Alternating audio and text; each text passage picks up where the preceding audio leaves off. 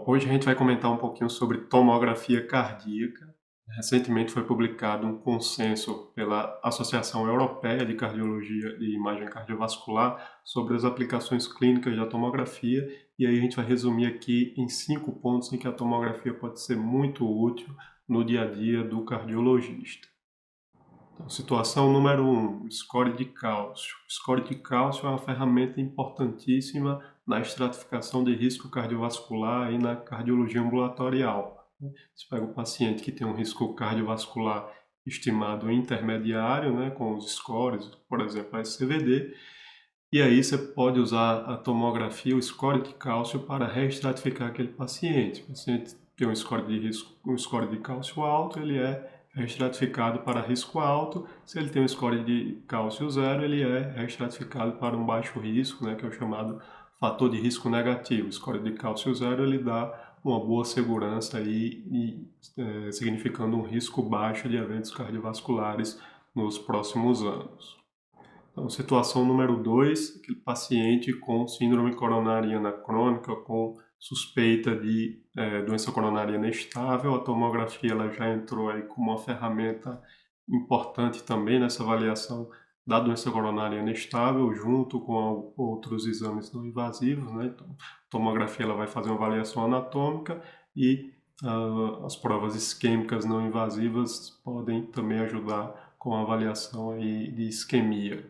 Então, a tomografia ela tem uma alta sensibilidade, uma alta especificidade, um valor preditivo negativo muito alto nesses pacientes para excluir doença coronariana, e ela tem algumas vantagens em relação às provas isquêmicas. Por exemplo, com a tomografia a gente consegue diagnosticar a DAC não obstrutiva, que são pacientes que têm lesões moderadas, lesões menores que 50%, e provavelmente seriam perdidos, aí não seriam detectados nas provas isquêmicas, e na tomografia a gente consegue detectar e podendo assim indicar o tratamento clínico, o tratamento medicamentoso. Além disso, na tomografia a gente consegue avaliar algumas características da placa, aquelas chamadas características de alto risco, características que mostram que aquela placa tem um risco grande de instabilizar e causar um evento cardiovascular, uma síndrome coronariana aguda. É principalmente aquela placa com remodelamento excêntrico, calcificações pontiformes, placa de baixa atenuação, mostrando ali que o core lipídico é muito grande, e placa, o clássico, o sinal do anel de guardanapo. Então, a tomografia tem essas vantagens.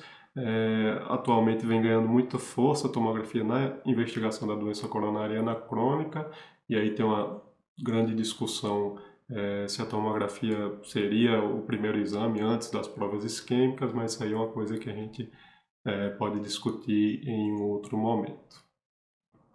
Situação número 3, aquele paciente com dor torácica aguda, no pronto-socorro, suspeita de síndrome coronariana aguda.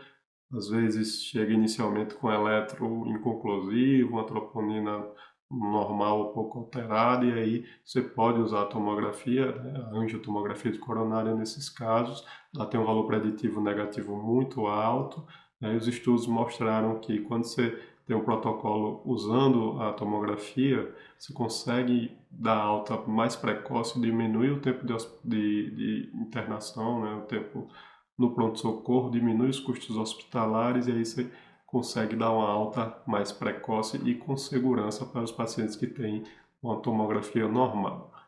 Esses estudos, a maioria deles foram realizados numa época que a gente não tinha a troponina de alta sensibilidade. Hoje em dia, com a troponina de alta sensibilidade, são os protocolos rápidos em que a gente consegue excluir de forma rápida, 0 a 3 horas, até 0 e 1 hora, a gente consegue excluir a síndrome coronariana aguda. Então, talvez nessa situação atual, se a gente for comparar com a tomografia, ela perde um pouquinho dessa capacidade de decisão rápida.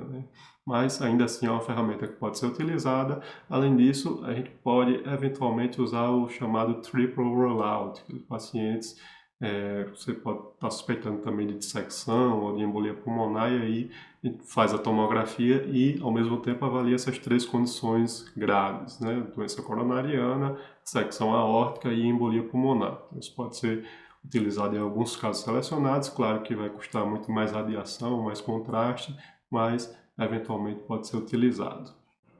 Situação número 4, aqueles pacientes com revascularização prévia, né, para avaliar a patência do enxerto.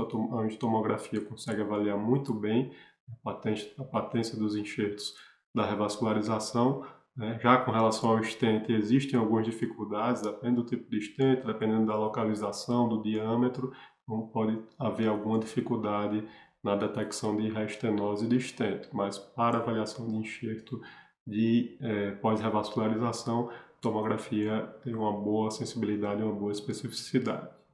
Por fim, quinta situação em que a tomografia é extremamente importante é no planejamento de pacientes que vão ser submetidos a procedimentos em cardiopatia estrutural.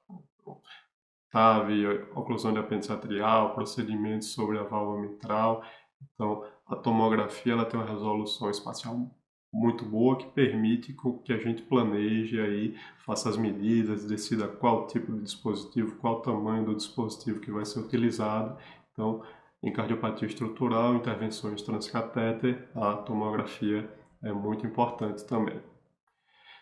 Então é isso. Claro que existem muitas outras situações em que a gente pode utilizar a tomografia também, anomalias coronárias, cardiopatias congênitas.